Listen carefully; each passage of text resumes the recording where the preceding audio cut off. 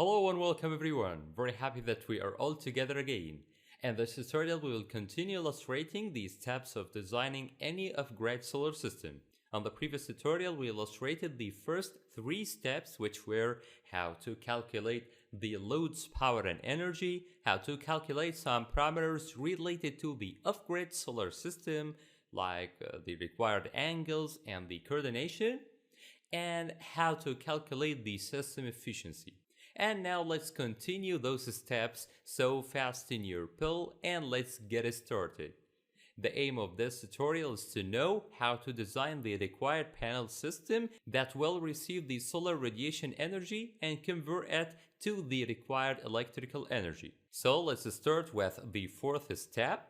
Suppose now that we wanted to get the number of panels that will receive the solar energy. So how can we get it? Here we need to link between it and anything that we can calculate to be able to get it, or we need to make a relation between the number of the required panels and any other known parameter. But we know previously or logically that if we have a small number of panels, the input power will be small, while if we have a large number of panels, the input power will be large. This is because the panels are the passage or the pipe that convert the solar energy to an electrical energy. So if we increase its capacity by increasing the number of panels, the input power at this condition will increase.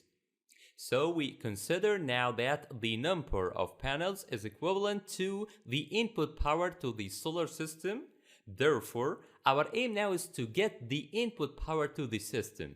But we know of the previous tutorial that the efficiency equals to the output power over the input power. So when rearranging this equation, the input power will equal to the output power over the efficiency.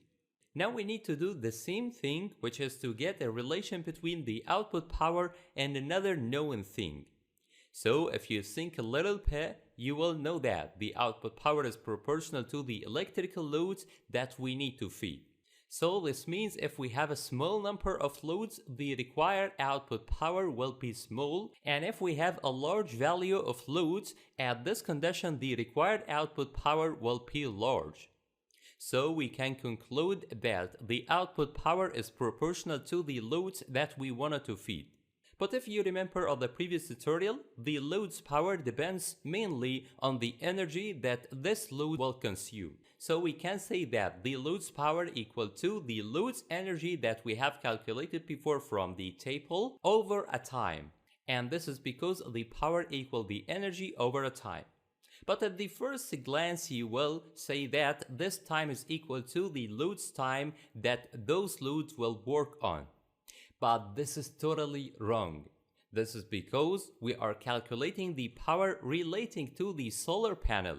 So this time will be the time that those panels will receive the energy at it. And we know that those panels will receive the power for an equivalent time equals to the peak sun hour, which is S sub m. So the load's equivalent power will equal to the total load's energy over the peak sun hour. So when substituting back on the input power equation, the input power will equal to the load's energy over the efficiency times the peak sun hour. And at this point we managed to get the input power because we have got those parameters, the total energy, the efficiency, and S sub m. So we have got them from the previous three steps.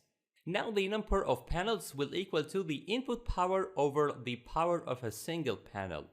This is because each panel will contribute in the input power by a fixed value and the total power equal to the sum of each single panel power. So the number of panels equals to the total power distributed on each panel power. And this value of each panel power is given from the panel datasheet.